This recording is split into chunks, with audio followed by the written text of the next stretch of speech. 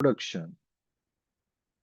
Now, over here, guys, I think everyone has done some homework before enrolling into this course, like what is the SOC we are having, what are the things that are available inside of it. So let me give you a quick overview about what we are going to cover in this training.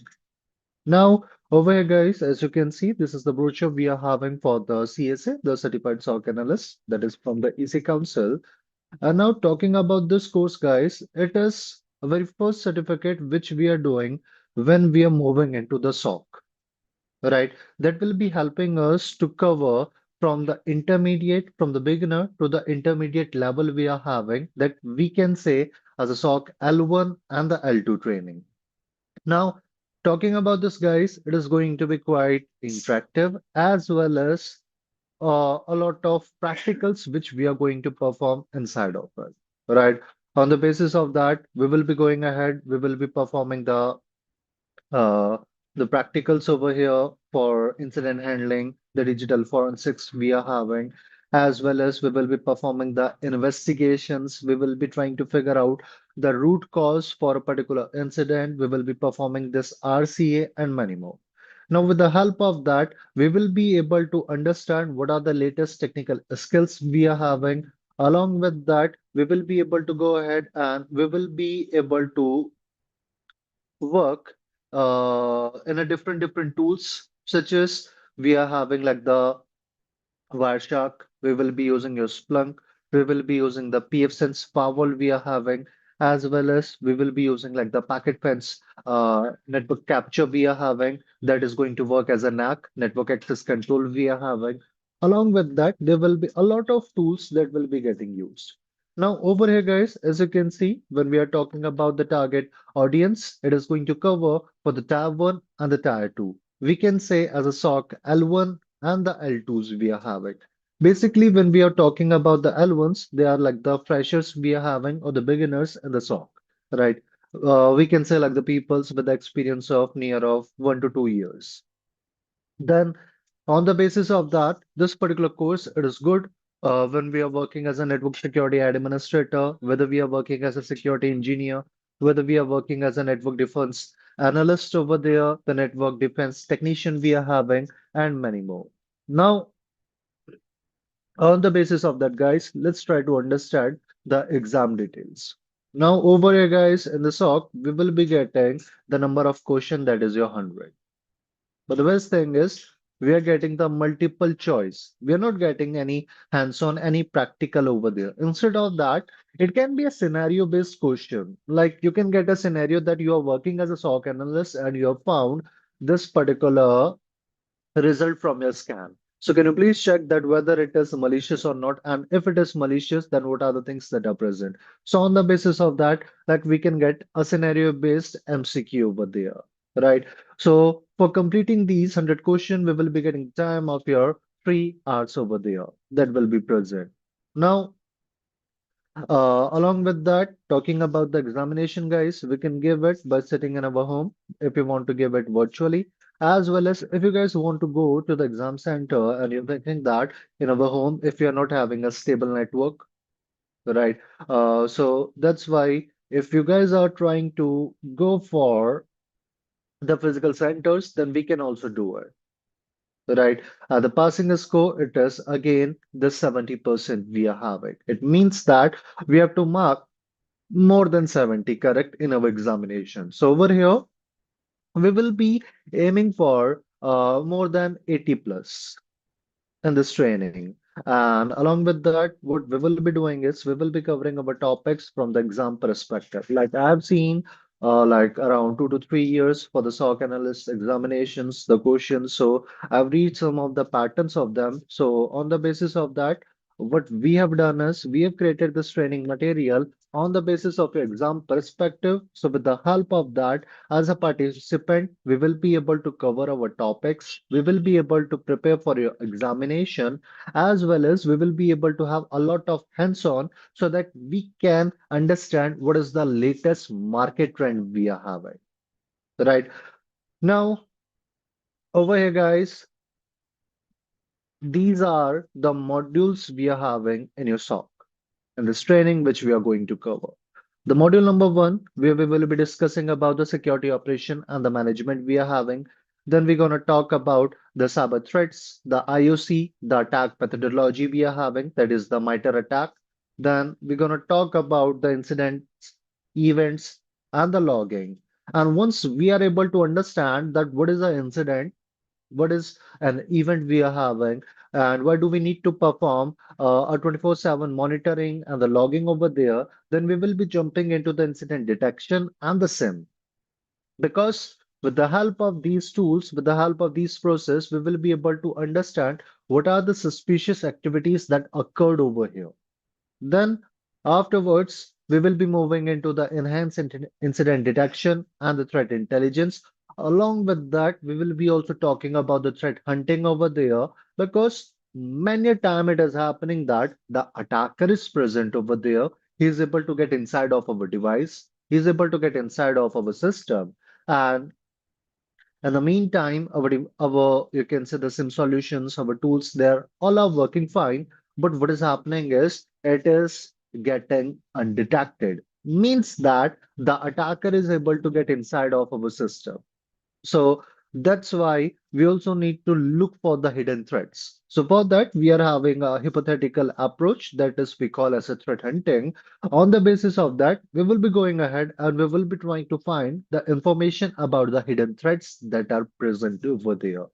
That our tools, sorry, sorry, that our tools were not able to detect. We will be trying to find the information about them. And then here we are having as the incident response process, where we will be discussing about the IR as well as we will be talking about your digital forensics. Now, in this particular area, guys, we will be trying to understand what is the process we are having for the incident response, right? Like, why do we need to create like a communication plan we are having? What are the things we are doing at the time of your preparation? What are the different types of trainings that are available for the incident response? Like whether we are talking about the tabletop, whether we are talking about the simulated, whether we are talking about the walkthrough based trainings, we will be discussing about them. Along with that, we will be trying to understand like what is the complete procedure that will be getting followed during the time of this incident response. So these are the things, guys, which we will be covering in our top in our this training, and these are the topics. I will be also delivering the same brochure with you guys so that you will be also able to cover the things that what we are going to do over here. Along with that, I will be also sharing an ebook so that with the help of that, you guys will be able to go through the books, right? You guys will be able to, you can say, go through the topics we are having. And if you guys will be having any questions and queries, then I hope everyone is also present in the same WhatsApp group so that we will be able to cover from there. So now what do you say, guys? Is anyone having any questions, any queries so far?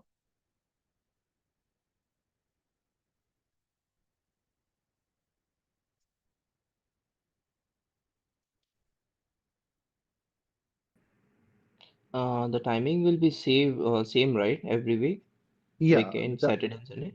yeah, the timing will be same from 9 to 11 IST on the weekends, on the same Saturday and the Sunday. Okay, done. Hi Ashish, one request that actually we put links in the WhatsApp chat, but like I watch recordings mostly. So Hmm. what happened during recordings, like connecting the WhatsApp chat with the exact time and uh, activity that you assign is tough. So will it be possible that we also share the links in Zoom? So when the recording we will watch, we can parallelly fetch the links from the Zoom chat.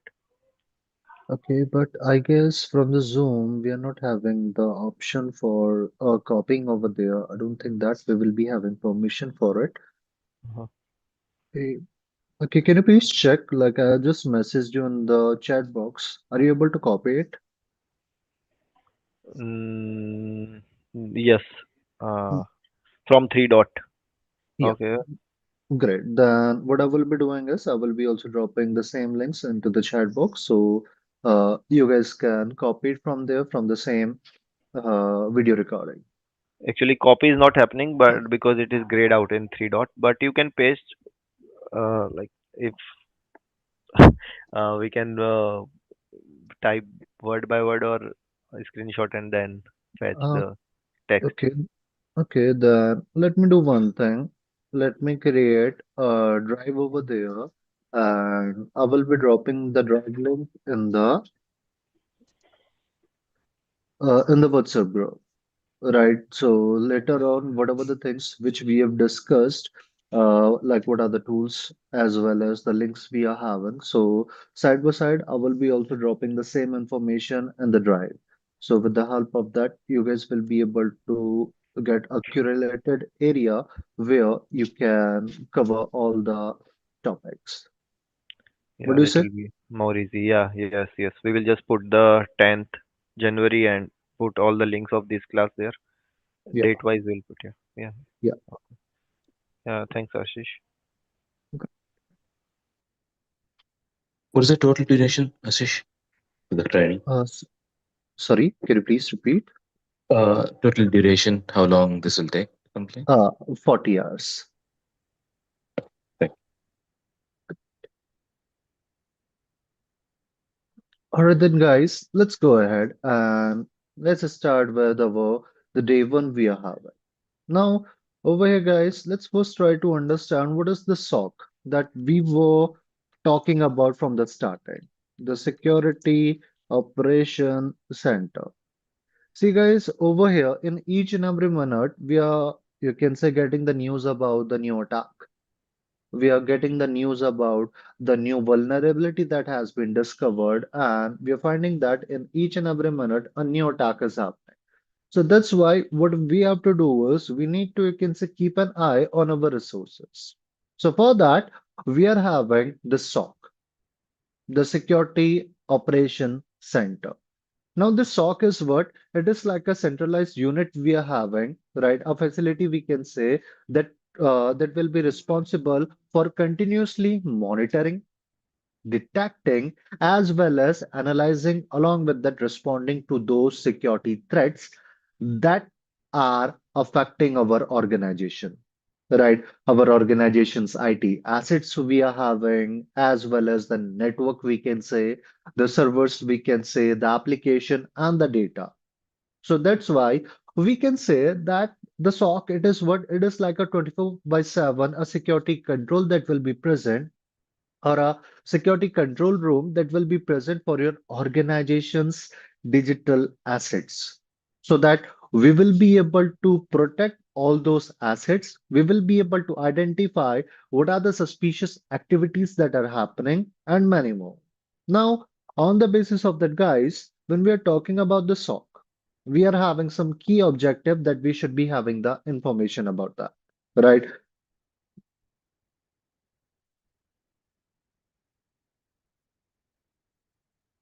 Now, over here, guys, we got the very first key objective, the real-time monitoring.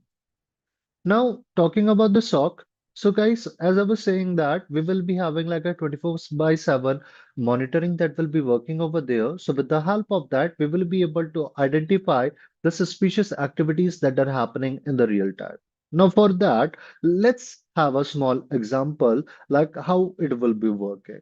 All right. See, over here, what will be happening is we will be having all the systems. Like we can have the firewall, we will be having the servers, we will be having the endpoint tools, we will be having our cloud, we will be having our applications, and many more. So, all those systems, what they will be doing is they will be sending the logs to your SIM solution. That is, we are having as the security information and the event management tool, such as your QRadar, such as like your Splunk, we are having the ArcSight, and many more. Now, over here, guys, what will be happening is once we will be getting the logs from all those areas, then we will be able to identify what are the suspicious activities that are happening. So, with the help of this real-time monitoring, our SIM solution, what they will be doing is they will be helping us so that we will be able to detect. the cyber attacks that are happening, as well as we will be able to identify the information about the suspicious activities that are present. Along with that, once we have identified the suspicious activities, so guys, with the help of our SIM solution, by applying the rules inside of it, we will be able to analyze the incidents. Now, over here, guys, when I'm talking about the incident simply means to say any event or action that goes wrong. Now, over here, as when we are talking about like this incident, right? First, we should be having the information what is an event, right? Now, over here, guys, we got the two things. We are having your event and an incident.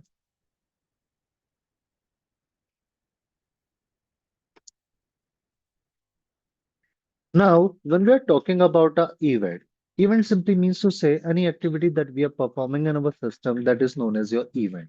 Such as, like over here, we all are sitting into this Zoom call, right? That is an event. I'm using this paint box, that is an event. But just this morning over here, I was opening my laptop and I was getting an error from my BitLocker, right? Must be my SSD that it is giving me some sort of issue. And on the basis of it, what was happening over there was like whenever I was opening my system, I was again and again getting the error from my BitLocker over there. Right. So that's why I needed to restart my system. Right. I needed to, you can support again and again the recovery keys we are having. And then only I was able to open my laptop. So that was what? That was a incident we are having. I was trying to open my session. I was trying to open my laptop over there. But since my laptop was again and again giving me the issues, and because of that, I was not able to perform my day-to-day tasks. That is what? That is a incident. Any event, any action that goes wrong, that is what we call as an incident over there. So with the help of our SIM solution, as they will be containing the tools, they will be containing the alerts, they will be containing the rules inside of it. So with the help of that, we will be able to analyze and we will be able to investigate those incidents, those suspicious activities we are having. And then once we have identified those suspicious activities, we will be trying to respond against those cyber threats. Like we will be trying to isolate the affected system, right? We will be trying to reduce the total impact we are having. See, guys, I'm not saying that we will be working in the SOC and we will be able to achieve like the 100% level of security. Like achieving the 100% security, it is like a great dream we are having for each and every organization. But like, let's say in this couple of minutes, my system is safe and sound, right? I can say that I have achieved like the 100% level of security over there. But in this particular scenario, what will be happening is like, let's say in the next minute, we have found that a new vulnerability has been discovered, right? The attackers have, you can say, created a new malicious file, a new malware, and a new way so that they have, you can say, created a sophisticated attack. So because of it, the attackers, they're able to bypass our system. So that is what?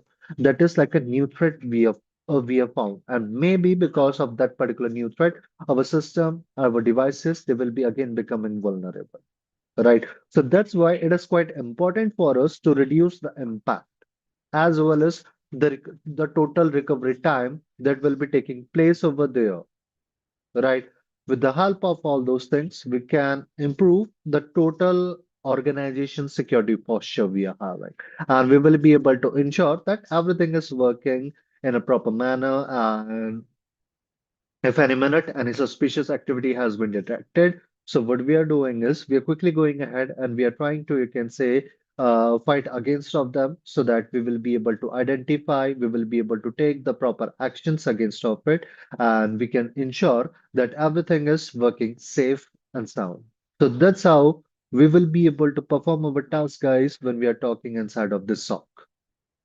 Now, on the basis of it, guys, when we're talking about the SOC, we are having like a SOC team structure that we should be having the proper understanding of it. This is the, you can say, a quick overview, guys, we are having in the near future, in our you can say near classes, we will be going ahead and we will be discussing about this team structure in much more detail. Now, over here, guys, on the basis of that, we are having the SOC analyst level one.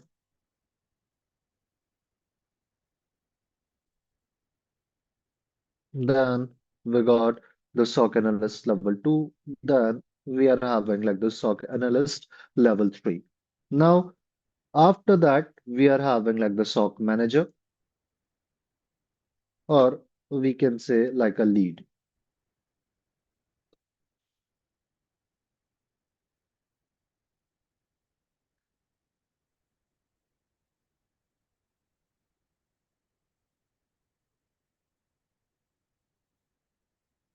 Now, as I was previously talking about that, guys, that whether we are calling them Tab 1, Tier 2, Tier 3, right? Or whether we are calling them as the L1, L2, and the L3, both means the same thing over there.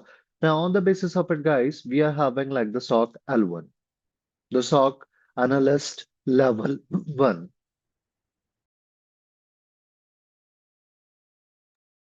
Now, over here, guys, our L1s, right, as I was talking about that, they are the, you can say, complete beginners we are having that having like the experience of the cybersecurity or the SOC of your 1 year or the 2 years, right? They will be having, and to be very frank, they will be just having like a job of like the copy and the paste. Means that the L2s and the L3s, they will be providing them the information about the incidents. They will be providing them the investigations over there, the investigation results. So what they have to do is they have to just, you can say, go ahead. They have to just check the new incidents that has occurred. They need to monitor the alerts that are having, and on the basis of that, they will be performing the initial analysis. Now, for example, let's say we are going ahead and we are finding the information about a login activity, right? A suspicious login activity. Now, here guys, what will be happening is our SIM solutions, they will be generating an alert for it. Right? Our like the Splunk, it will be generating an alert for this suspicious login activity. So on the basis of that, our L1s, they will be monitoring the alerts that are present over there. And for this alert, what will be happening is a ticket will be getting generated. Right. So for that, what we can do is we are having a lot of tools that will be taking place over there. For example, like we can use like the service now, right? And with the help of this service now, what will be happening is a ticket will be getting generated over there. With the help of that, our team members, our SOC teams, they will be able to identify what are the things that are happening over there. Right. Now, on the basis of that, our SOC L1s, they will be finding the information about this new ticket. Right. And after that, they are going to assign the ticket to themselves. Right. They will be going ahead once they will be finding a ticket has been generated for a login suspicious activity where it will be also containing the information about the severity level, like let's say low. For handling incidents that are having the severity level as a low, we can have the timing like your 30 minutes, right? Now, on the basis of that, let's say it is having the time of your 30 to 45 minutes that our organization, they are allowing us that for assigning a ticket to ourselves, we are having like a time period of a 30 to 45 minutes. In between of it, what we have to do is we need to quickly assign that ticket to ourselves and then we need to perform the investigation. Instead of that, if we are not having it as a low, let's say if we got it as your high, or let's say we are having it as your critical. So for that, we need to assign that ticket to ourselves as soon as possible. We need to initiate the analysis of that particular suspicious activity as soon as we have discovered the information about it. Right? So over here, what is happening is for a suspicious login activity that is having the severity level as a low, right? What will be happening is we will be getting like a time frame to your 30 to 45 minutes. And on the basis of that, later on, we are going to assign to us.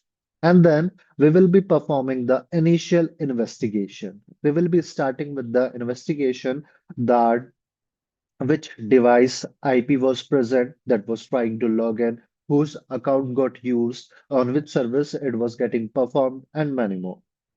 So, on the basis of that, like let's say I'm finding the information about the IP address, right? I'm finding the information about a new IP address that is getting used for logging into our resource. So on the basis of that, what we will be doing is for this particular IP, we will be performing the investigation that whether it is a suspicious IP address or not. So for that, guys, here we are having a lot of sources that will be providing us a database of the suspicious IP addresses. For example, we are having like a abuse IP, the abuse IP database. Now, this abuse IP database, it will be containing the information about the suspicious IP addresses that has been used in a different cyber attacks. So with the help of that, what will be happening is we will be able to go ahead and we will be able to identify what are the suspicious activities that occurred over there, right? We will be able to identify the information that whether that particular IP address, right, which we have found inside of our alerts is the genuine one or it's really a suspicious or really an attacker who is trying to again the access of our resource.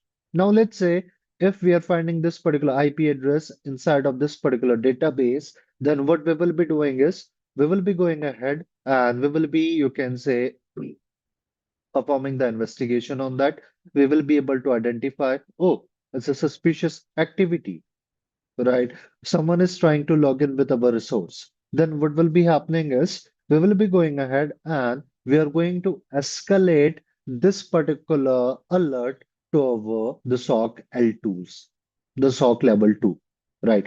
Now over here, this particular you can say the L2, what they will be doing is they will be going ahead and they will be investigating the incident in a deeper manner, right? They will be validating the threat. See, guys, over here, I'm not saying that each and every incident that we are finding over here, it is worth responding, right?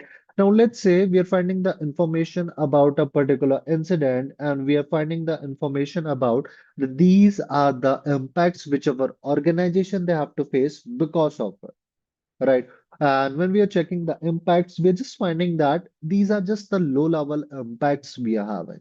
Just let's say that is giving us a loss of your $5 per month, right? We're checking the impacts like what are the reputational impacts we have to face. Right. Now, on the basis of those impacts, what we will be doing is we will be able to verify that whether it is really an incident, whether it is worth responding or not.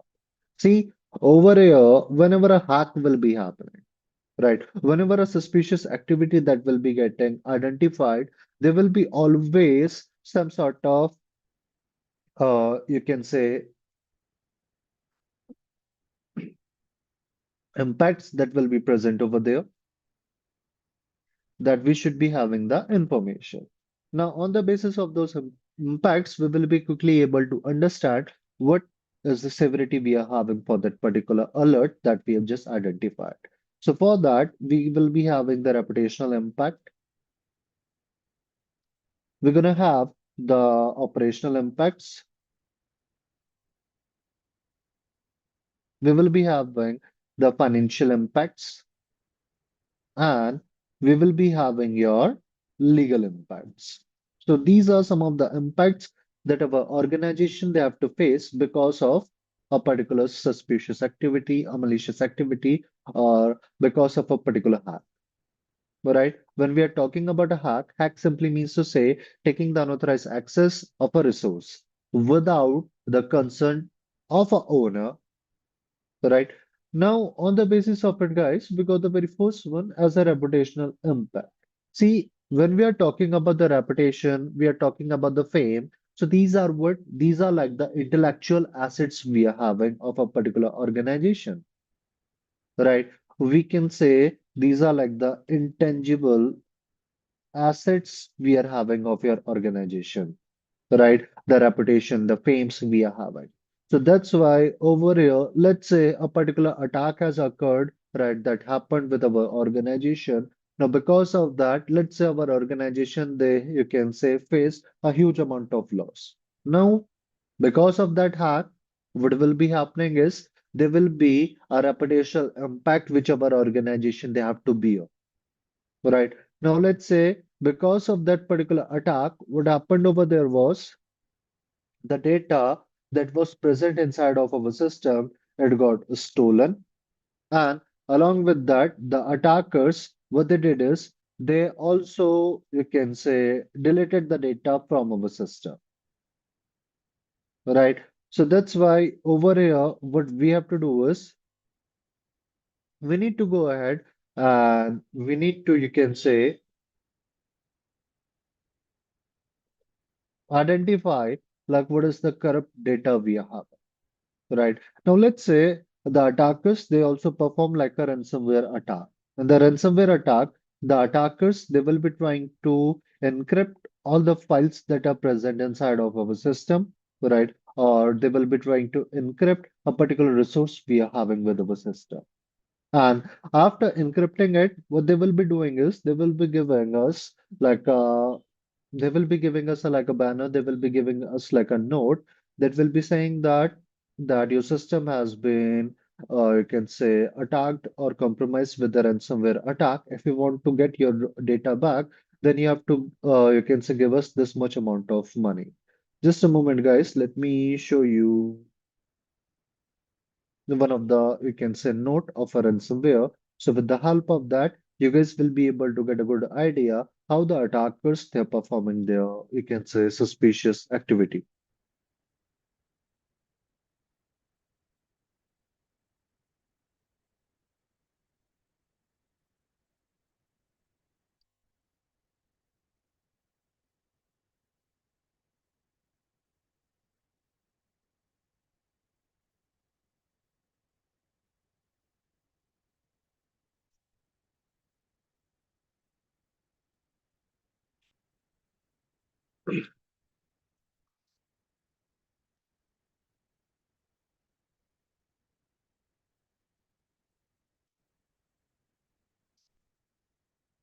Okay, so over here, guys, I'm just dropping a note over here. Like this is the note after a particular ransomware attack that happened with one of my friend. Just you can say a couple of days back. Now you guys can check that they're just giving us like a notification after a successful attack.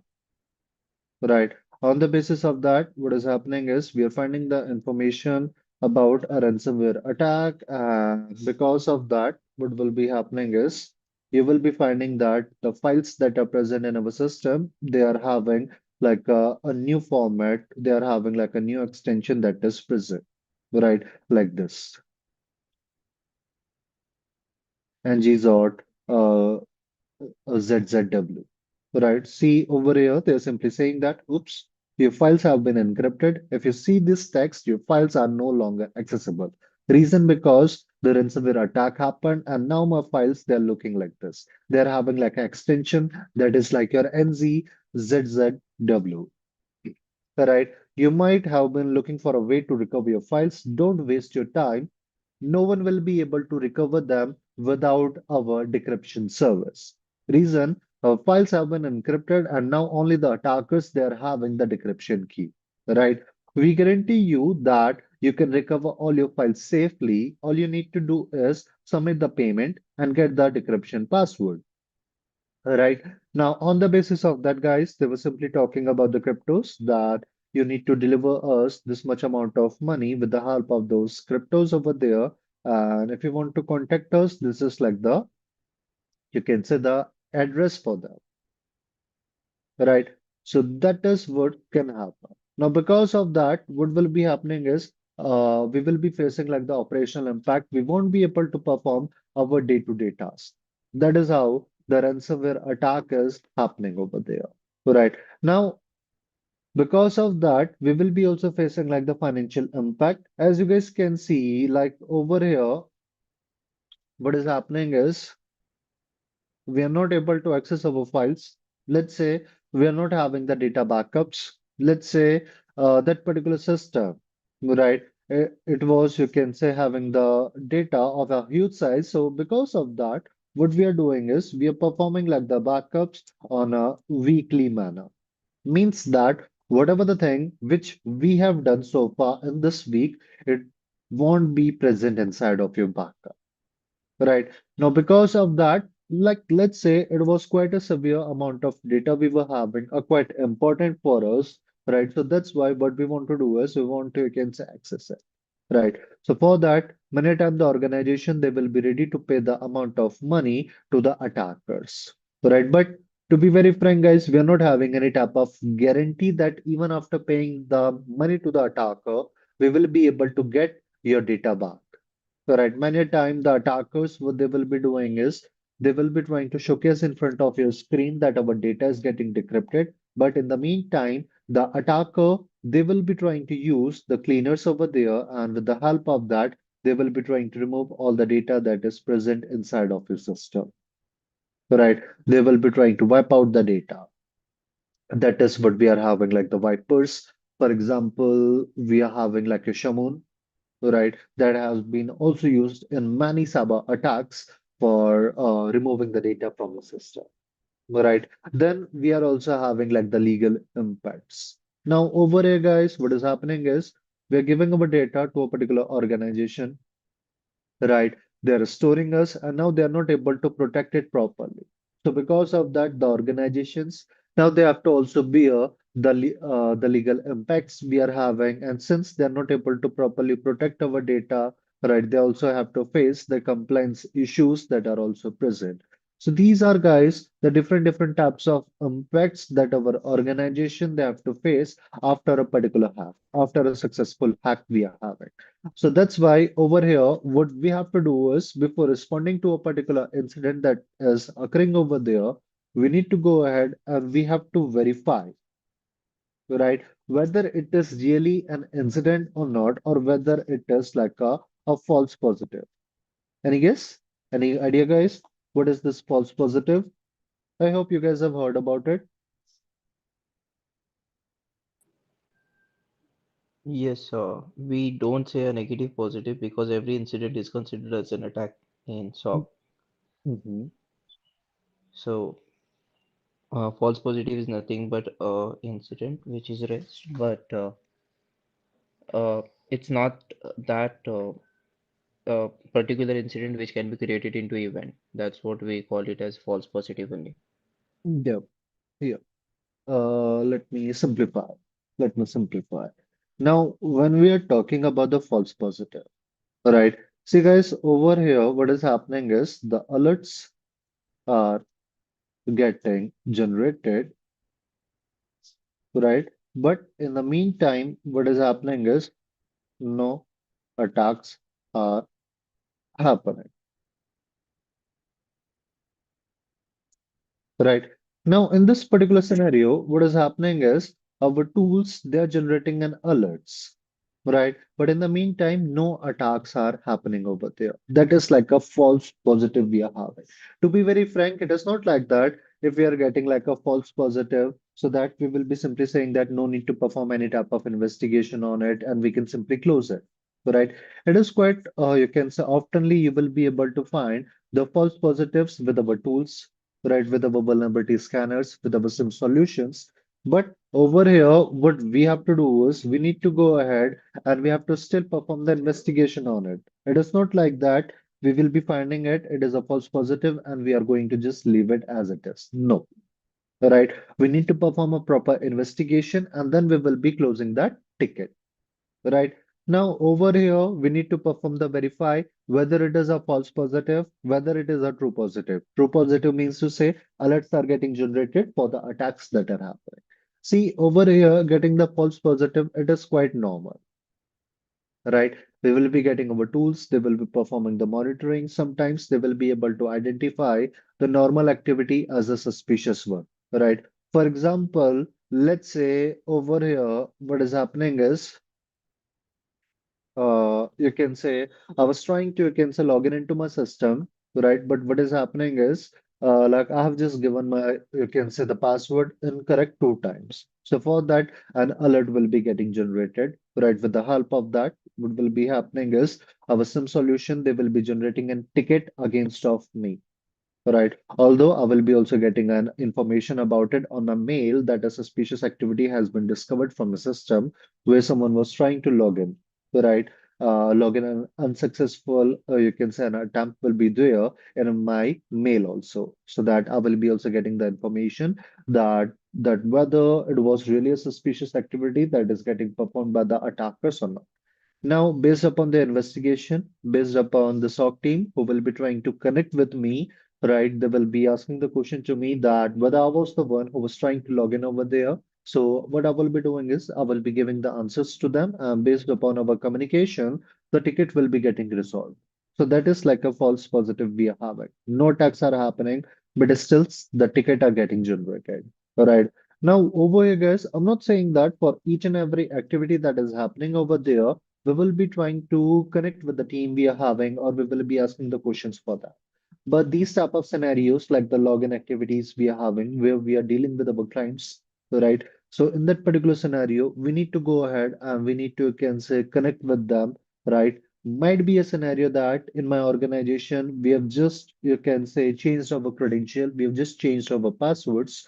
Now, because of that, not that many number of the users are able to remember the, you can say, the new credential, right? So it can be a scenario because of that a false positive is getting discovered in front of your screen. Right.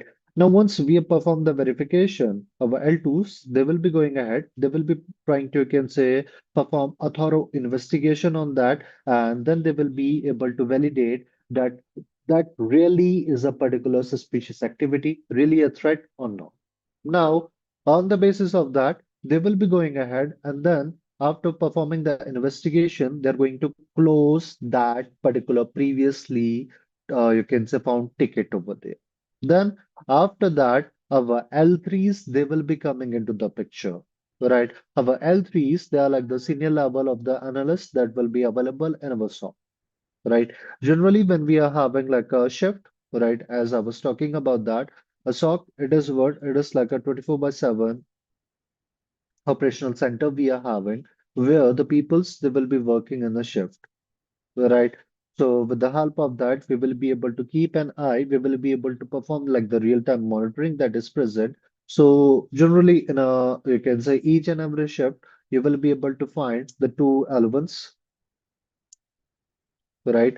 Analysts that will be available over there, right? Along with that, we can have your one or two, we can have one or two the L2s. Right. And along with that, we will be also having an level 3 that will be available over there. Right. This is what I'm talking about if we are creating a small team. Right. If we will be having like a bigger team, then in that particular scenario, we will be having the more resources that will be available over there. Right. Now, over here, guys, our L3s, they will be responsible. Our L3s, they will be responsible for handling the advanced attacks that are available, right? They will be going ahead, they will be trying to perform like the digital forensics over there. They will be performing like the malware analysis, right? We will be having now over here your incident responders also, right? Then after that, we are having our SOC managers, right? Or we can say we are having like a SOC lead that is available over there. Now, our the SOC manager, they will be overseeing the overall process we are having, the operations we are having, the reporting we are having. They will be connecting with this the CISA we are having in your organization, right? They will be also connecting with the you can say the high level of the management. Right. Now, on the basis of that, let's try to understand how the SOC works in a step-by-step manner. Right. So, with the help of that, all the questions and the queries you guys are having, like how we will be working in our things, how we will be performing our all the process inside of your SOC. Right. So, let's go ahead and let's try to understand the workflow of a SOC. Right. So, just a moment, let me grab an image.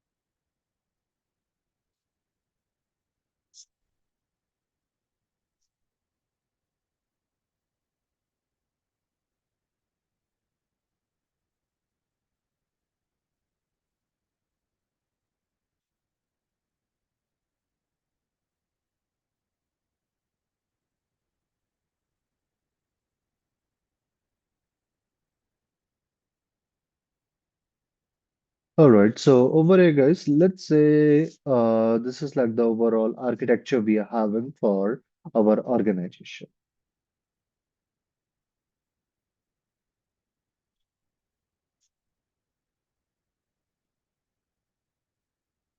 So on the basis of that, let's try to understand what are the things that will be happening over there. Uh, I have a question, which one is best, DevOps or the SOC?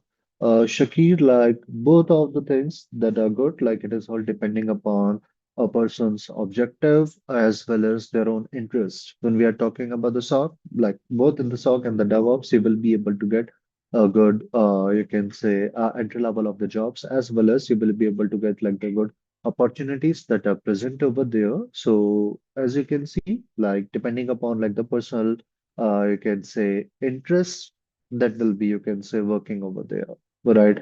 Along with that, if you want to, you can say look into the security side, then I will be suggesting that we are also having the DevSecOps, where we are also including the security in each and every step.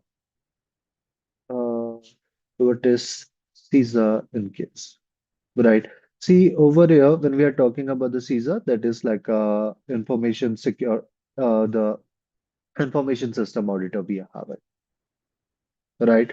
So over here, when we are talking about like the CISA, they are the peoples who are, you can say, focused into the auditing part, right? The governance, the risk management we are having, the compliances, or basically we can say that they will be playing with the GRC. Right. So on the basis of that, what they will be doing is they will be going ahead, they will be trying to, you can say, identify like that whether all the things that are working with your organization or not, right? We are facing any type of issues or not, right? Like that whether our organization they are able to follow the compliances, the audits, right, and the governance over there. Right. So with the help of the CISA, we will be able to identify we will be able to make sure that all the systems are remaining controlled, right? And they're also able to follow all the compliances and all the systems are remaining like the auditable. Okay. So for that, we are also having like a CISA certificate, CSA. We are also having like a CISA certificate that is like a certified information system auditor. Is it clear?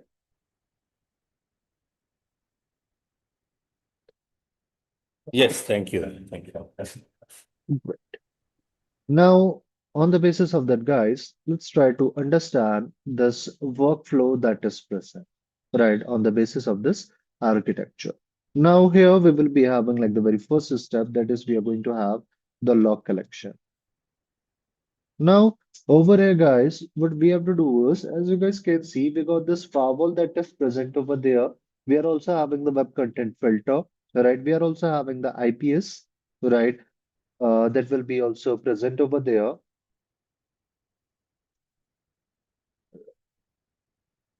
Right. As well as you guys can see, we are also having like the network access control that is available. We are having like a managed switch that is available over there, right? We are having all the security tools for the data collection, right? As well as for the host security, we will be having like the EDR systems and many more. Right. So this is like a general architecture we are having. So let me write log collection and your monitoring. Now, over here, guys, the very first thing what we have to do is, as you guys can see, we are having these many number of the system as present in our architecture, right? So in our SOC, what will be happening is we will be getting the logs from all those devices that are present, right? So over here to those devices, right, we call them as a data feeds, right?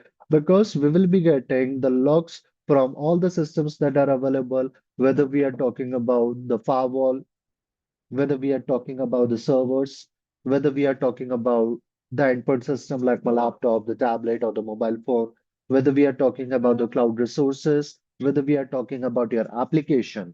And once we have, you can say, collected the logs from those devices, they will be getting transferred to the SIM, right? That is we are having as the SIM solution, right? The SIM tools we are having, right? So for that, guys, when we are talking about the logs, we are having the types of you can say the logging management over there. For that, we are having like the centralized login, right? And we are having like a local login. Now, when we are talking about the centralized login, it means to say that from these many number of the devices, we will be getting the logs in a single area.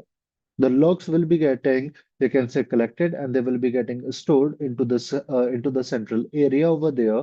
So with the help of that, what will be happening is we will be able to keep an eye on all those resources of your organization. Whereas when we are talking about the local logging, so those logs are getting stored inside of each and every device over there, right? So for that, what will be happening is we won't be able to directly perform the investigation on each and every device that is present, right?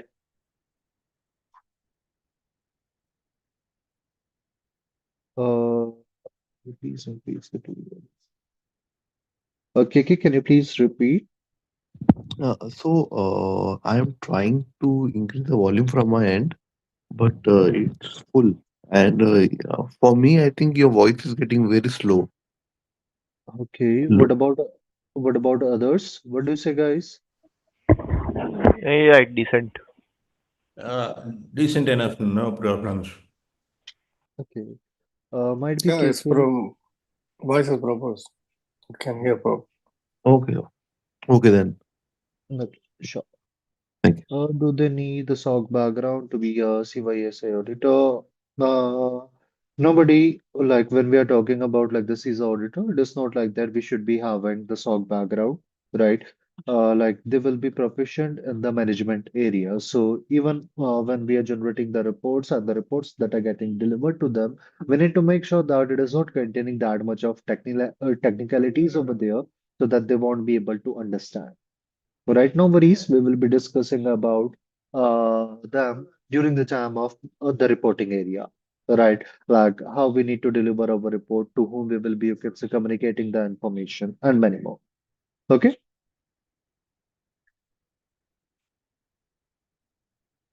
All right.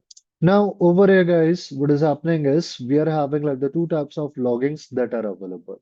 We got like the local logging, we are having like the centralized logging. And the local logging, the logs will be getting generated and they will be getting stored inside of our own system. So because of that, what will be happening is we won't be able to get like a centralized logging where we will be able to perform the log collection and the monitoring. So that's why over here, what we are doing is we are using like your agents, right? So with the help of those agents, or we are having like the syslog that is also present, which will be working in a client and a server model.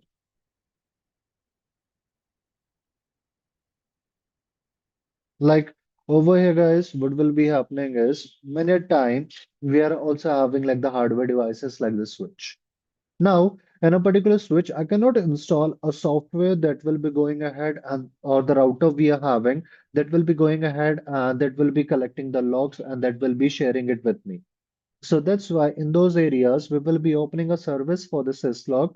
So with the help of the syslog, we will be able to get all the information about the suspicious activities that are happening with those switch or the router to the SOC, right? So with the help of our agents, with the help of these clients, we will be able to get the logs and we will be able to have a centralized login from where all the type of suspicious activities that are happening over there, we will be able to identify with our SOC.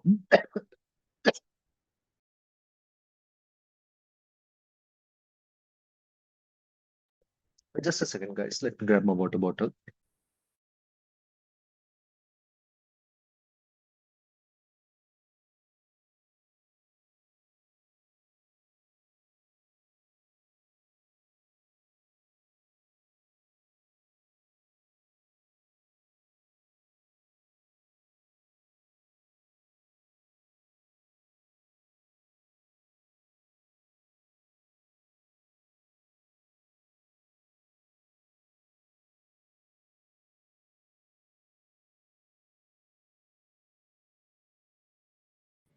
Hello, Saif.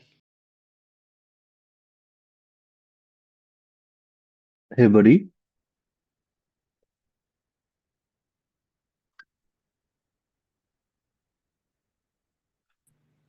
No, sorry, Ashish. That was here. Just a moment, guys. I'm just grabbing my water bottle. Just a moment.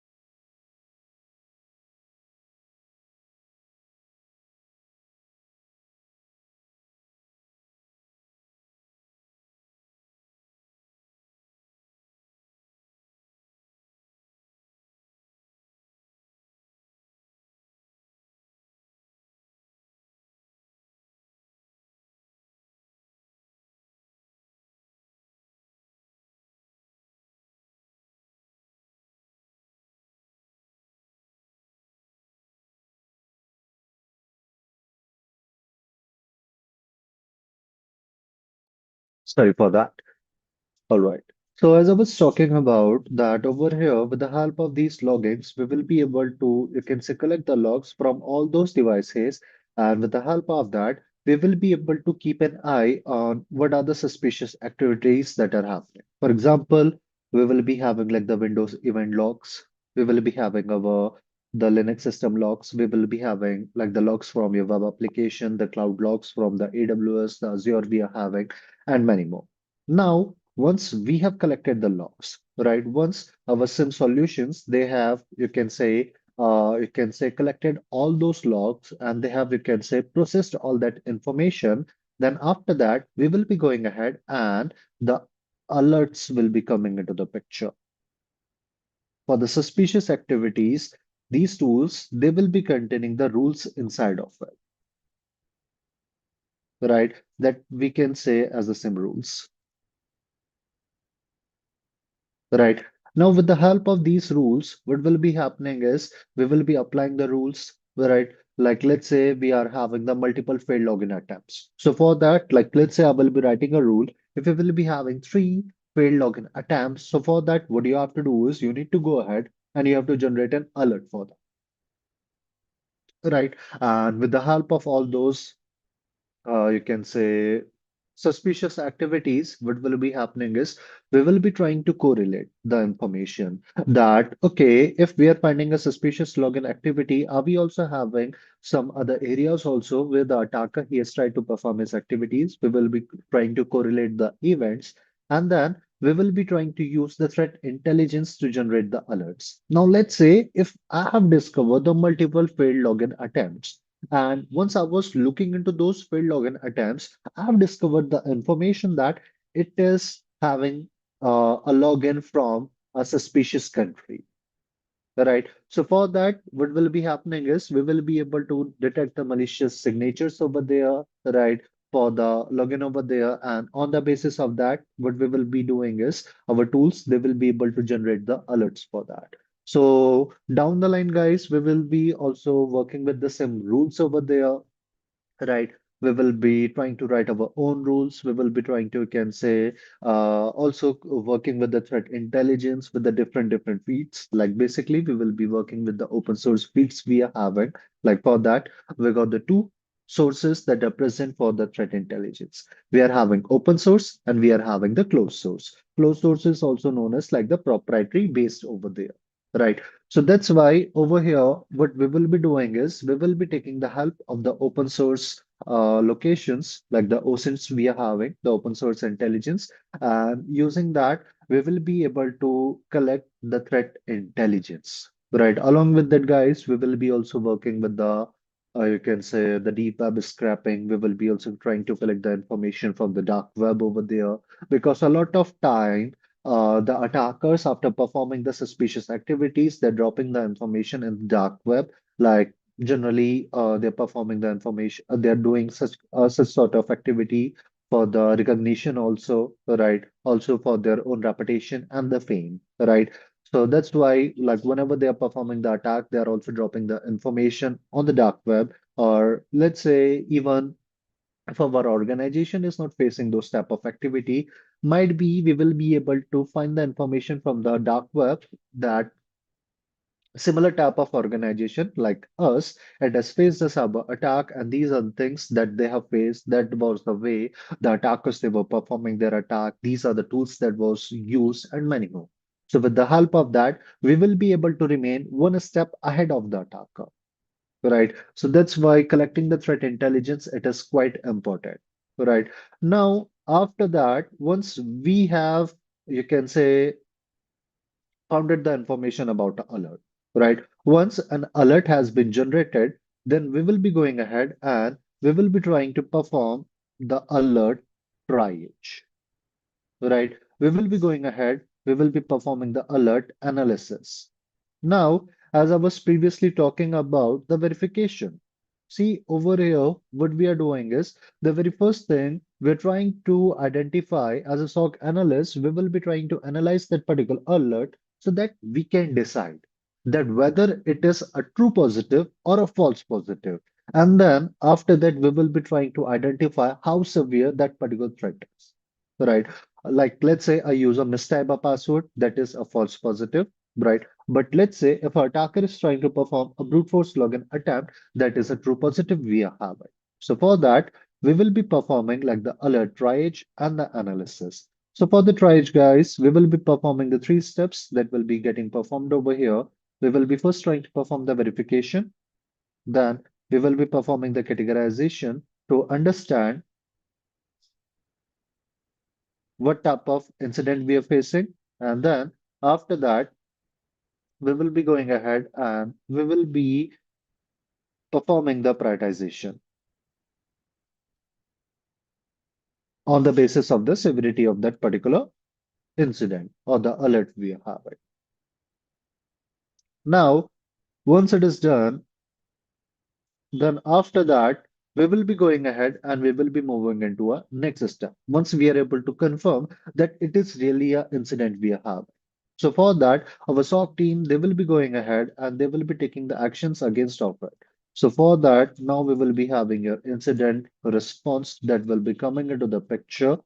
Now here guys, we will be performing some steps. Like if we are finding the information about the IP, then we will be going ahead, we will be blocking those suspicious IP addresses, right? We will be going ahead, we will be trying to disable the compromise accounts we are having. We will be going ahead and we will be trying to isolate the infected system so that the attacker won't be able to gain the access of the other system. Otherwise, the attackers they can perform unsuspicious activity and attack. We can call it as a lateral movement, where the attacker they will be trying to can say take the access of the other system also in our same network.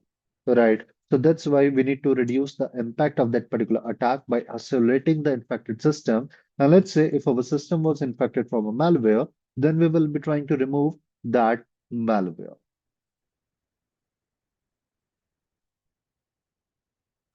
Right. So with the help of that, what will be happening is we will be able to ensure that we are able to reduce the impact of that particular attack, and the attacker he cannot perform like the next activities over there. Like let's say if our SIM solution, they're able to provide us the information that a ransomware attack has been detected. So for that, what we have to do is we need to go ahead, we need to isolate that particular device from our network in an immediate manner.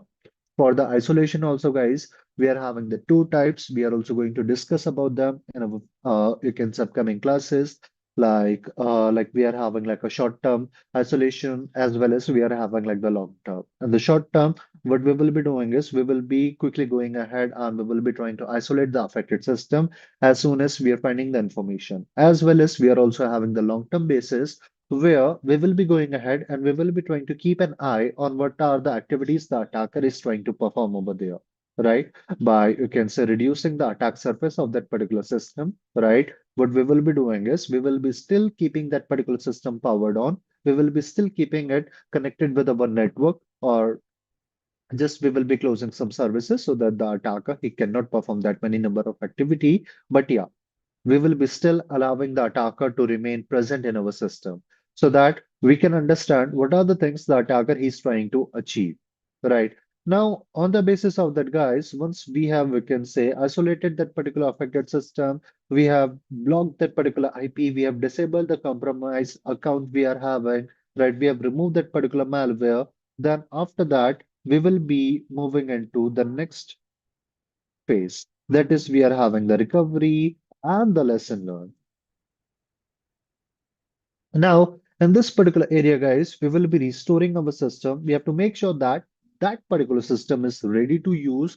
We can go ahead and we can use our system as it is free from the traces of all those malware, right? If it was containing any type of weakness, any vulnerability inside of that, then we need to patch those vulnerability. We need to fix those weakness. When I'm talking about the vulnerability, vulnerability simply means to say any flaw or a weakness that is present in our resource. Due to that, the attacker, he will be able to compromise, he will be able to gain the access of our system, or he can take the advantage of that weakness for his own malicious activity. Then, after that, on the basis of you can say all the previous activities that we have done, right? We will be taking the feedback, we will be taking the opinions from our SOC team that what type of difficulties you have faced, what are the things you have discovered over there, and what are the things we can do so in the future we are not going to face the same type of attack or the same type of incident again. So that is why the next time, for the next time, if we do not want to face it, we will be trying to improve our detection rules that are present for that. Right. Now, because of all those activities, guys, what will be happening is our organization, they will be able to make sure, right? Our organization over here, they will be able to make sure that we can prevent like the data breaches. We can detect the attacks in an early manner. Right. We will be able to minimize the downtime. We can protect our organizations as well as our customer trust we are having. Right. Along with that, we will be able to meet the compliances we are having that our organization is following. Like, let's say, we got the GDPR, we got the ISO 27001, we are having the PCI DSS, we got the DPA, and many more. Right. So these are the things, guys, which we are doing when we are talking about the song. Right. Now, what do you say, guys? Is anyone got any question, any queries so far which we have discussed over here?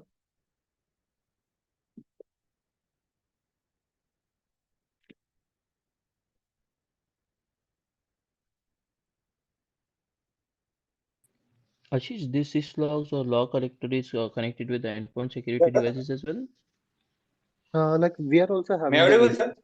EDR system. From the EDR systems, we will be collecting the logs also, right? So for that, we are having that devices like the we got the security tools that are available. Like we got the EDR, we are having like the XDR that will be Mhm. available over there, right? So we are also getting the logs from those devices. May Okay. I audible, sir? Yeah, yeah, buddy, you're audible. Sir वो class class कितने बजे तक रहेगी sir 9 to 11. 9 to 11. Okay, okay, Yeah. sir. Okay, thank you. Thanks for okay. All right. So this is like the general workflow, guys, we are having with our song. Now, after that, guys, over here, what we are having is we are having like a kill chain model that is available, right, with the name of your cyber kill chain. Right. Now, with the help of that, guys, we will be able to understand like how a cyber attack is happening in a step-by-step manner. Right. from like the you can say attack planning to the like let's say the data theft we have, right? See guys, over here we are having something known as like the kill chain. Let me show you just a moment. Kill chain.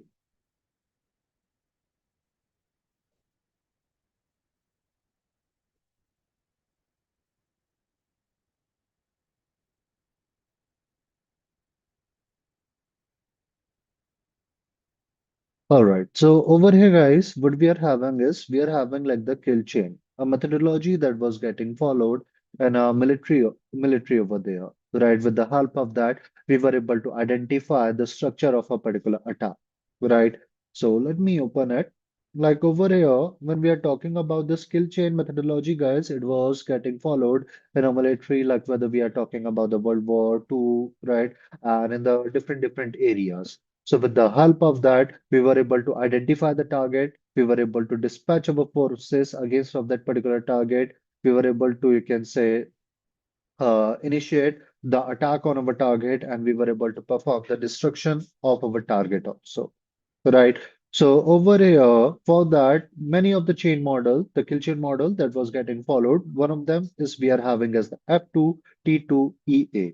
That is your find the enemy, fix the enemy, track the enemy, target the enemy, engage against of them, and assess. Right. So over here, guys, what is happening is like your our Lockheed Martin, he came forward and he found the information about this particular, you can say, kill chain methodology, and then he got the idea that we can also use it in our cybersecurity. So for that, he created the cyber kill chain model. Right. Now, with the help of this particular model, guys, as you can see, we are having like the step-by-step process that are available over there. Right. With the help of that, we will be able to go ahead and we will be able to identify like in which particular step the attacker is currently present. Right. We will be able to understand how the attacker is trying to perform his activities. Right. So for that, let's try to understand like how the attackers are doing their task when we are talking about a particular attack, right? So here we are having the stages of the cyber kill chain over there. So with the help of this step-by-step approach, our security team, they will be able to understand the TTPs. Any guess? Any idea, guys? What is a TTP?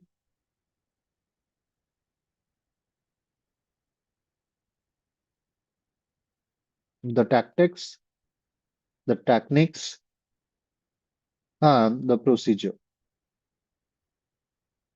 Have you guys heard about that? The TTP?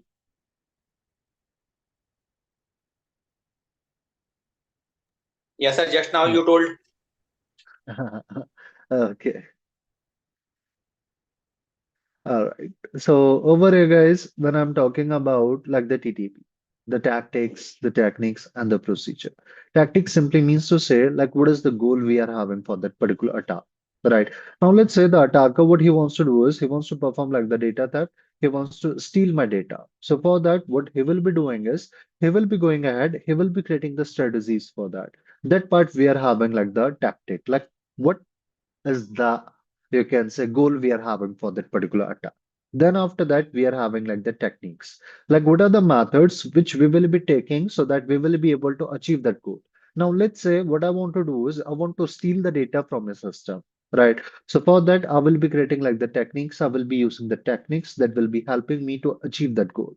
Now for achieving that particular goal, what we will be having is we will be having like a step-by-step orchestration of that particular attack that will be present inside of your procedure, right? Now, let's try to understand how the attacker he will be performing his task, right? And for that, he got a goal of your data theft.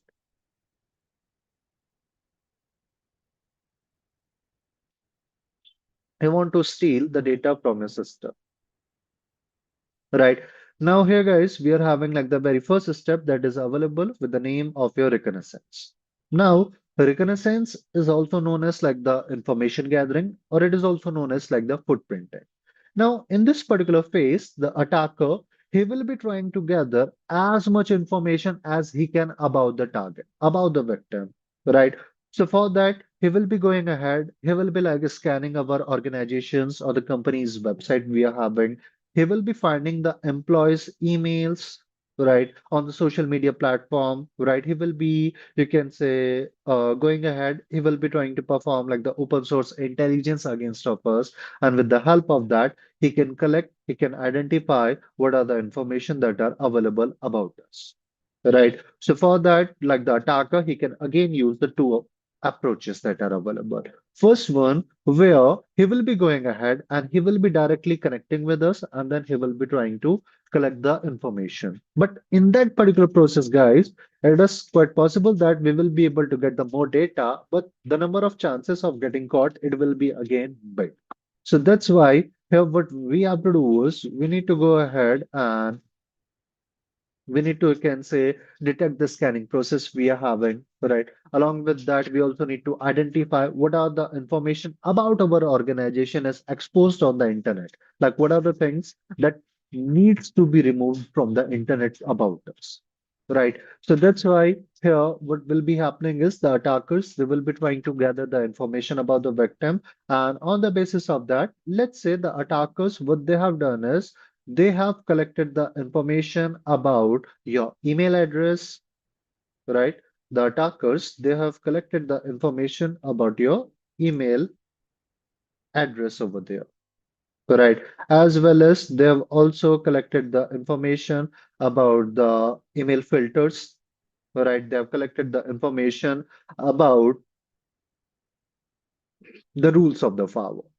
Now, after finding the information, the attackers, they will be moving into the next phase, which we are having as the weaponization. Now, in this weaponization phase, the attackers, they will be generating a payload. The attackers, they will be going ahead, they will be creating a malicious payload, which they will be able to deliver. Now, here guys, as we have discovered the information about the email address. So for that, I hope you guys have heard about an attack with the name of your phishing. What do you say? Yes, I had this question. Okay, great. Yep. Now, over here, guys, when we are talking about this phishing, phishing is a type of a cyber attack we are having, where the attackers they will be sending us a fake, a lucrative email that is just looking like a real one, right? Now, once we will be opening those mails, you will be finding the lucrative words over there, or the attackers they will be playing with the human psychology, right? Where they will be giving us like the situations of your scarcity. Right. They will be trying to play with our fear. Like, let's say one day you will be receiving a mail from a bank that will be saying that suspicious activity has been discovered. If they are being done by you, then please ignore it. If not, then please go ahead and click on the link that is given below. Now, once you will be clicking on the link, it will be taking to you the fake website that is just looking like a real one. Right. And the moment you guys will be trying to log in over there, the attackers, they will be able to dump your credential. They will be able to collect the information about your username and the password, as well as the attackers, they can also utilize it for dropping the malware inside of our system, such as they can or they can add some attachments over there, like a PDF, the Microsoft Office files we are having, or the different type of files or the resources they can drop inside a particular mail. And the moment you will be downloading it, your system will be getting affected from it. So that's we are having as the weaponization.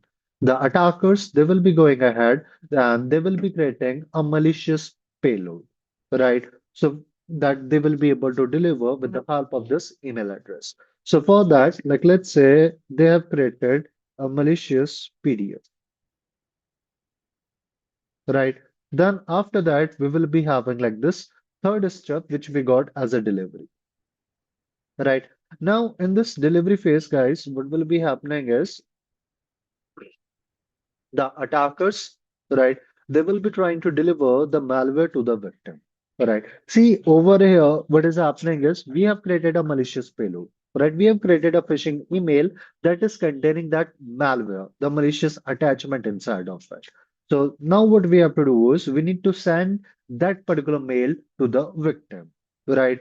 So over here, with the help of this phishing email, we will be able to drop the malware to our victim we are having. Otherwise, the attackers, they can also provide us a malicious website link in that particular phishing mail, right? Or if we are talking about the other method for the delivery, the USB, it is also getting used. We are also having the drive-by download, right?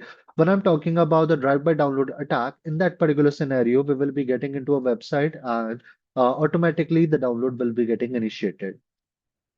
Now, over here, once that particular malware has been successfully delivered inside of our system, then after that, what will be happening is that malware is going to jump into the exploitation phase. The malware, what will be happening is its malicious code will be getting triggered. It will be exploiting the vulnerability that are present inside of our system. With the help of that, what will be happening is the attacker, he will be able to gain the access. Like, let's say in my system, what is happening is I'm having some vulnerability that I have not patched over there, right? And because of that, the attacker or that particular malware, it will be able to exploit that particular unpatched Windows vulnerability, and using that, he will be able to take the advantage. And then afterwards, our malware is going to install itself inside of our system. So with the help of that, the attacker, he will be able to get the persistence. He will be able to maintain the access. See, let's take example why I'm talking about the persistence.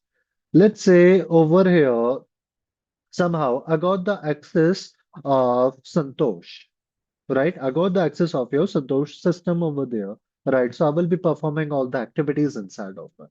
But now once Santosh, he will be finding the idea about the suspicious activity, he will be trying to kick me out from a system. Now, unless and until I have not achieved my goal, I will be trying to remain inside of the target system. So that's why over here, what we have to do is we will be going ahead and we will be trying to, can say, find the information about it, like what are the suspicious activities that are happening over there. And on the basis of that, we will be trying to kick out the attacker from our system, right? So that type of task will be getting performed by us. But now over here, what we have to do is we need to go ahead and we as a attacker, right? We as an attacker, we need to build our persistence inside of the target system. So in that particular scenario, that particular malware, it can go ahead and it will be trying to, can say, drop more malwares inside of our system also, or it will be trying to, can say, give the persistence access of our system to the attacker, right? By exploiting the other services, the other weakness over there, right? Now with the help of that, the attacker, he will be able to get the backdoor access from the target system. Like he can install the Trojan over there and many more. Then after that, once the attacker he is able to build the persistence, then afterwards, guys, we are having the CNC, the command and control.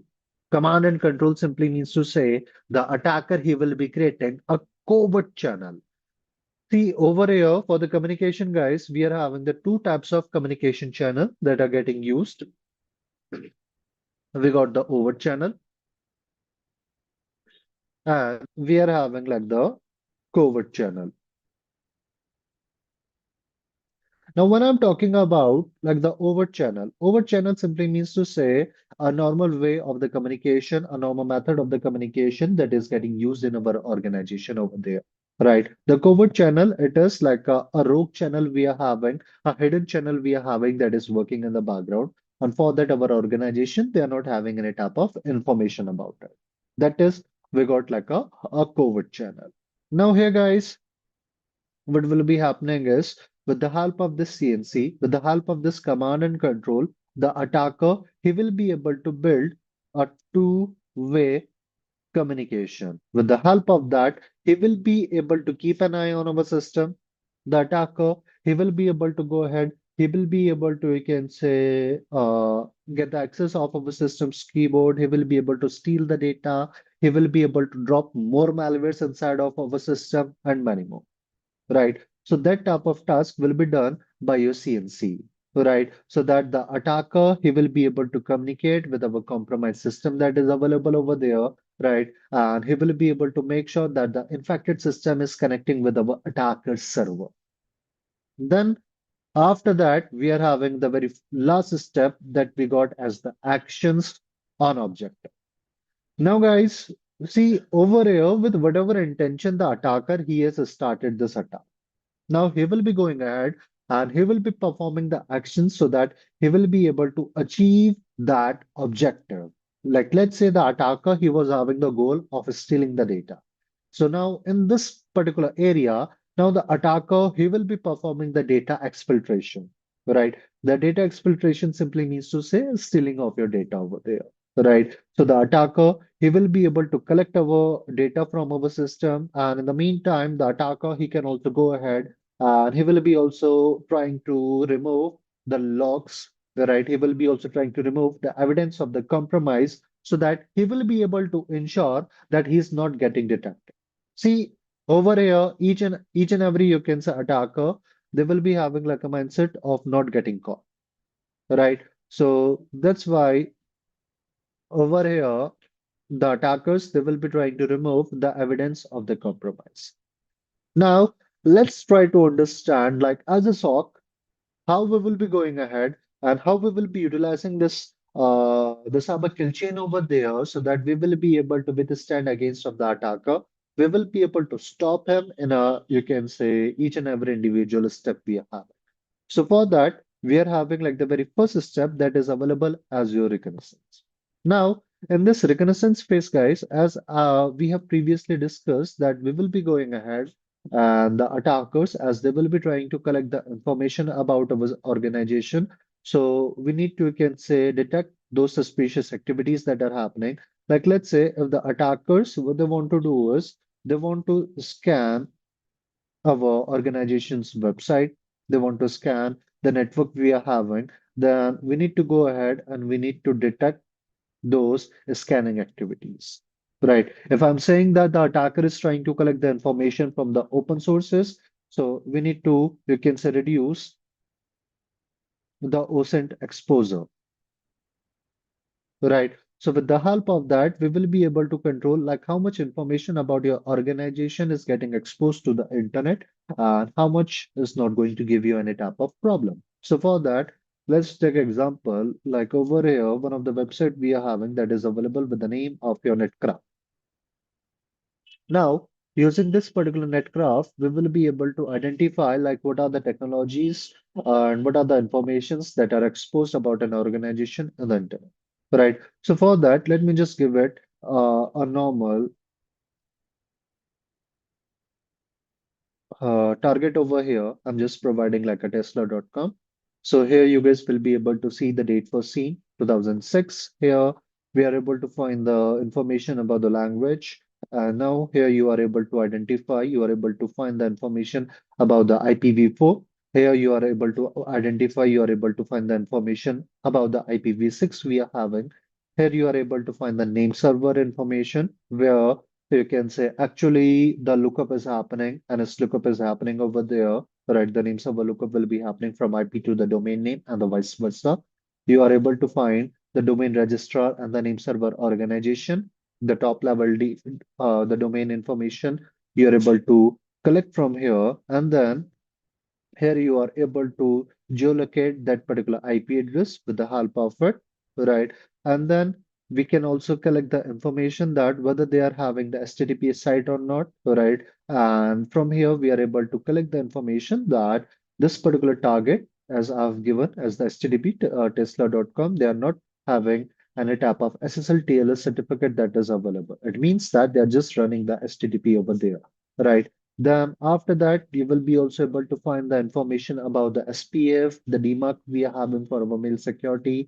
We are also able to find the information whether in this particular area they are using the web trackers or not, the technology that are getting used by them, right? The web browser targeting and many more.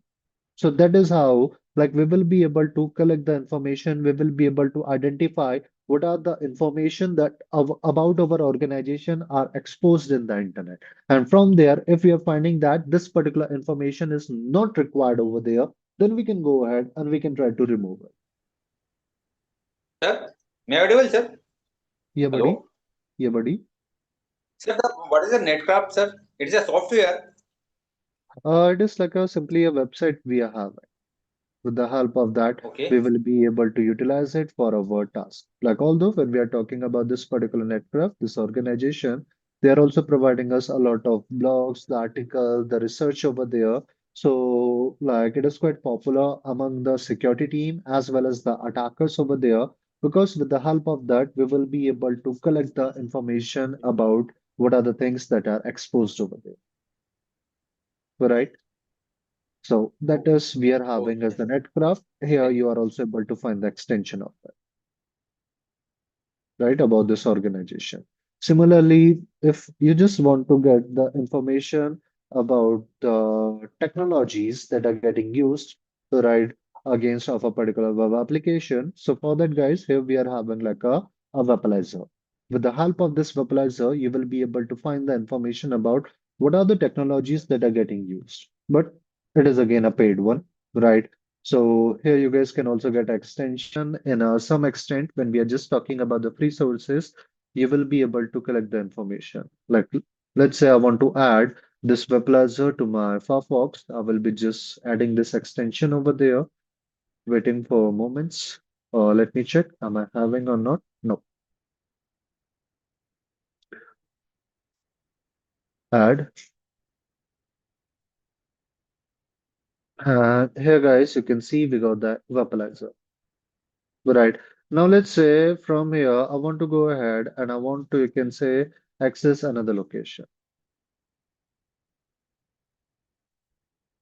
Right. What I want to do is I want to go ahead and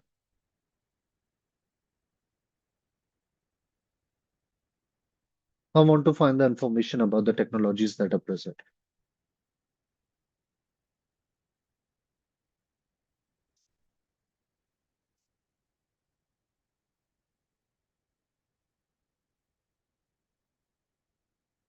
Now let's say this is the location which I'm trying to access. So if I will be clicking on the visualizer, so here you guys will be able to find the information about the technologies from this particular location. Right, that they are using like the Google Analytics over there. They are having like the scripts, right? Right, along with that, you will be able to find the information about the web server, the reverse proxy that is getting used, and many more. Right. If you're lucky enough, then we will be also able to get the information about the version detail, like 1.7.2. Right. So with the help of that, you will be able to find a lot of information about it. You will be able to find the information about the vulnerabilities that are present in that particular web server. You will be able to identify, you will be able to collect the information about like what are the exploits that are present. Exploit are simply the malicious code that will be helping us to bypass the weakness, that will be helping us to bypass the system security. So using that, we will be able to take the advantage of a particular system. Sir, is it free or license version or some charges for that? Vaporizer is a paid one. Right here, Okay. you are having like the more info, and from here you will be able to find the information about the charges of, right? Are But we going to use any paid versions? no, like we will be almost using all the things as open sources.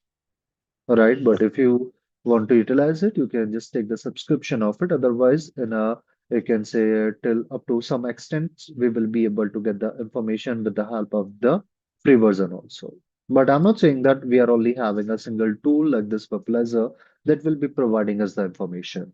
We are having tons of tools that are available. Some of the tools they will be providing more information, and some expect some of the tools they will be providing us you can say a lesser number of the information in some aspects over there as per our objective and many more. Okay. Thank thank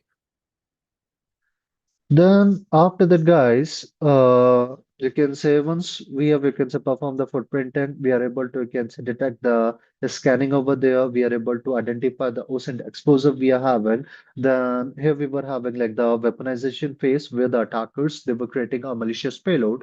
Now here, guys, we will be enabling like the email security.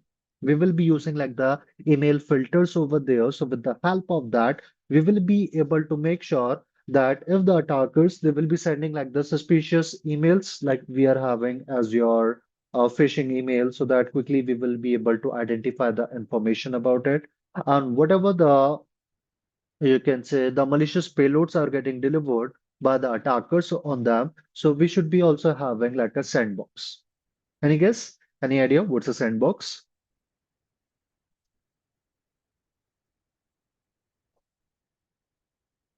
No, sir. There is a team who sits and uh, give the solution for each and every defect or attack which we are having test.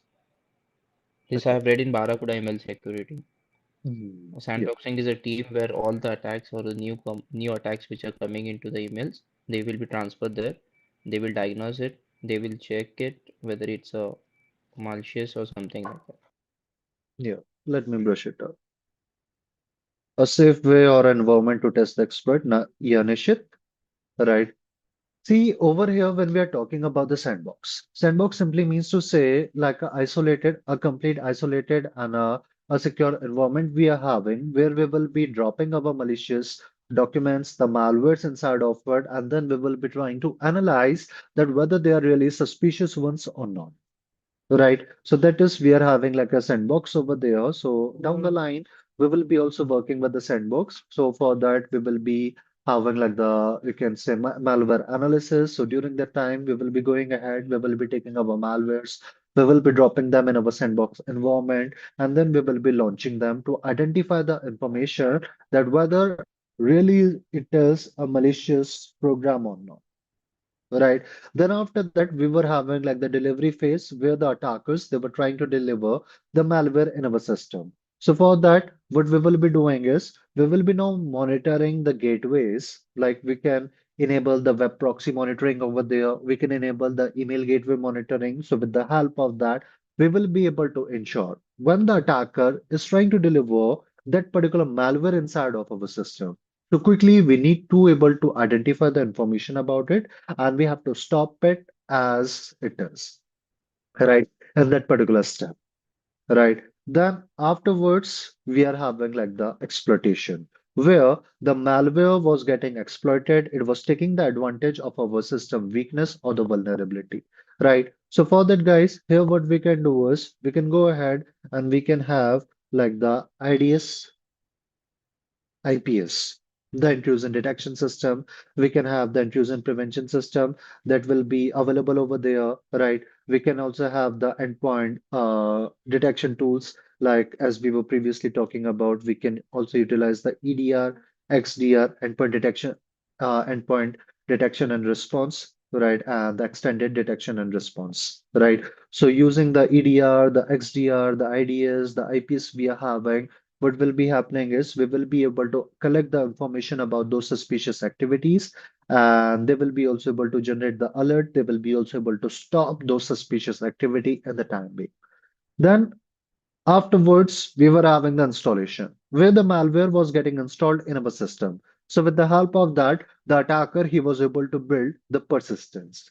So now in this particular location, guys, what we will be doing is we will be like again having our EDR, right? Any suspicious activity that will be happening in our system, our EDR, it will be able to detect, it will be able to take the actions against of it, it will be able to send the information about that. Right. So for that, we will be having our EDR solution that will be providing the alert for that particular persistence that attacker is trying to build. Or we can also use like the FIM solution.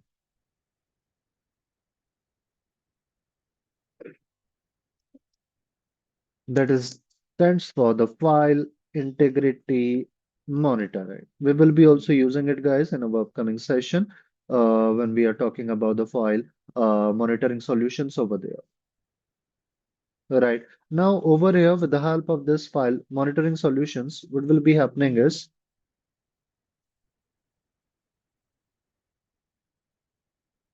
With the help of this file monitoring solution, what will be happening is we will be able to go ahead and we will be able to find the information about the suspicious activities that happened with our files. Like let's say if in my system I'm having a lot of files and I need to collect the information, like whenever a suspicious activity will be happening or any type of changes that will be done with my files, I should be having the information about it. So for that, we got your FIM solution. Whenever any type of changes will be getting occurred with our file system, it will be able to provide us the alert for that, right? So using that quickly, we will be able to identify these type of activities that are happening over there. Then afterwards, we were having like the CNC, the command and control, where the attacker, he was trying to communicate with the compromised system. He was trying to have a two-way communication. Now, in this particular area, guys, what we will be doing is we will be trying to detect those suspicious activity. Any guess? Any idea how we will be able to detect the CNC, the command and control? Any guess, guys?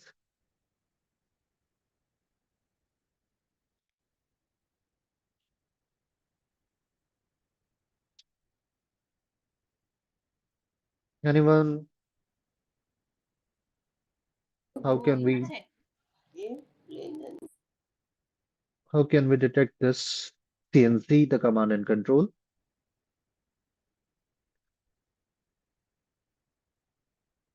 Okay, what do you say? How many of you guys have ever played with the firewall? Me, yes. Yeah, I can say almost everyone who has played with the firewall, right? See, over here with our firewall, what we are doing is we are performing like the ingress and the outgress filtering. We are performing the ingress and the outgress filtering, where we will be in the ingress, we will be checking the incoming traffic, and in the outgress, we will be checking the outgoing traffic from our system. Right. So with this CNC guys, what we will be doing is we will be going ahead and we will be trying to detect the suspicious outbound traffic. So with the help of that, we will be able to identify the information that our system is trying to connect with a, you can say, a particular IP on the daily basis, and they are trying to transfer some data. So that is how, like one of the method which we can utilize for detecting the, you can say, the CNC, the command and control. Then after that, we were having like actions on objective where the attacker, they were trying to achieve their goal, right? Like whether we are talking about performing the ransomware attack, whether we are talking about stealing our data, whether I'm talking about performing the privilege escalation and many more, right? So over here, guys, what we will be doing is as a SOC analyst in this particular area, like we are performing the incident response. We are performing like the containment over there to ensure that like we are able to stop the attacker in that particular stage, right? They cannot perform more malicious activities with our system.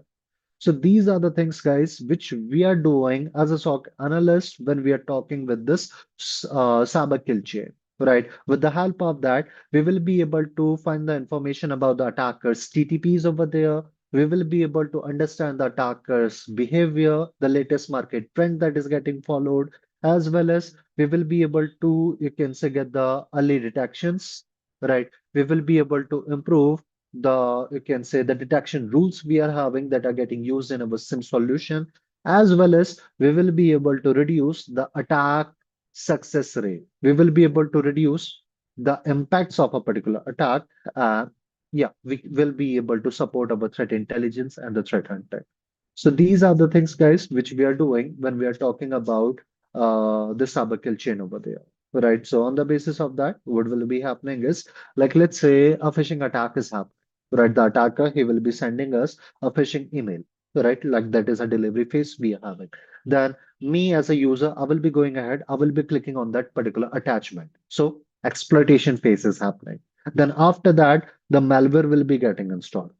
Right. So that is we are having like the installation phase. Then after that, my system will be trying to connect. It will be contacting with the attacker server. That is your C2, the command and control server.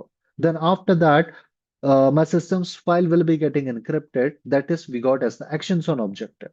So that is how, by utilizing the phishing, the attacker is able to perform like the ransomware attack. So on the basis of that, as a SOC analyst, we will be detecting this abnormal behavior, right? And then we will be trying to isolate the affected system, and we will be able to prevent full ransomware to get spreaded inside of my system as well as in my organization, right? So that is how, guys, as a SOC analyst, right, we will be able to act as a security or the defensive shield, we can say, for our organization, right? And in the meantime, our cyber kill chain, it will be helping us to get like a clear understanding or like the clear map on how the attackers they will be performing their attack or how they will be operating over there, right? So both together, the SOC and the cyber kill chain over there, with the help of that, like we will be able to detect the attacks on an early manner. We will be able to respond in an effective manner, and we will be able to reduce the risk we have. So that is we are having, guys, as your a quick introduction about your SOC and the and the cyber kill chain over there. Now, what do you say, guys? Is anyone having any questions, any queries on so far which we have discussed over here? Sir, Yeah, buddy. as a beginner, how to we enter as a SOC analyst level one? See, as Can a you guide SOC, me? sure. As a SOC analyst, like there are some certifications that are available over there, right? Along with the certifications, like many times, if you will be looking into the certifications over there, the Security Plus, right? The CH that are the you can say the entry level of the certificates that are available. The only difference is the CH it will be falling into the network offensive side. The Security Plus it will be falling into the defensive side that are present. Now, with the help of now, the reason why I'm talking about these certificates, because with the help of these certifications, guys, we will be able to ensure that, yeah, we are having the information about the latest market trends that are available over there. We will be having the information about the different types of threats, right? As well as we will be having like a foundation knowledge, right? Now, along with that, when we are talking about the skill sets as a SOC L1, see, guys, over here we should be having the good understanding of the vulnerability scannings, right? We should be having the good understanding about the network, and we should be good with the different operating systems, like whether we are talking about the Windows, whether we are talking about the Linux. And it will be a good option if we are also having the information about the scripts, like the PowerShell or the Bash, right? So we can say the network, the Oh, system, and the sir, network, the system, sir. and yeah, buddy. Yeah, in Linux, Kali Linux is better or Parrot or some other for that? Both Because are I searched yesterday, most of security professionals use Kali Linux see or both Red are Hat. Which one is best for SOC analyst? the Red Hat, it is like a paid one we are having. Right. So, Okay, like over here, these are like the different types of distributions that are available. When we are talking about the Kali, it is good when we are working as a, you can say, the security analyst. With the help of that, we will be able to go ahead, we will be able to utilize those tools that are already pre-installed inside of it. But talking about the Kali, it is bit unstable, right? If you're looking for the stable version, then you can try with the Ubuntu, but I will be suggesting to have like the two operating systems. Like you can also have the Kali and you can have the Ubuntu. No problem. Later on down the line, I will be helping you guys to set up like the lab environment in your own system so you guys can play with them. okay. Okay? Right. And hello, one question is, sir. May I ask, please? Mhm. Yeah, Pradeep, please Hello. go ahead. Yeah, Yes, Pradeep, sir. please go ahead. This training we are doing at present. It can be used can be updated in our CV as a beginner certification, training certification as a SOC analyst. Yeah, Pradeep, like after completing the training, you guys will be opting for your examination. That will be for the CSA from the ESA Council. And once you will be able to clear that particular examination, you guys can mention it in your CV. or you guys can paste in the LinkedIn over there. That will be helping you to, you can say, put some weightage on your resume that you're already, you can say, the SOC analyst certified over there, and you're having like a good understanding about the latest threats, and you're having the good understanding of the tools also and the procedure that is getting followed. Okay. Okay, sir. Thank you, sir.